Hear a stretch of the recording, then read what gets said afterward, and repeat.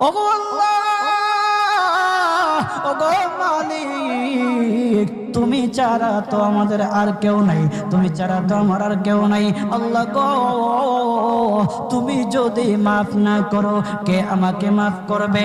তুমি যদি মাফ না করো কে আমাকে মাফ করবে?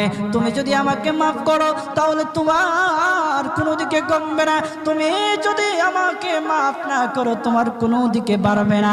আল্লাহ গো, তুমি আমাকে মাফ করে দাও। সারাটা জীবন অন্যায় কাজ করেছি, সারাটা জীবন নাফরমানি করেছি, আমার কাছে কালেমার দাওয়াত কম আসে নাই, আমার কাছে কালেমার দাওয়াত কম আসে নাই, আমাকে লোকেরা কম বোঝায় নাই। ওগো আল্লাহ, তুমি আমাকে মাফ করে দাও।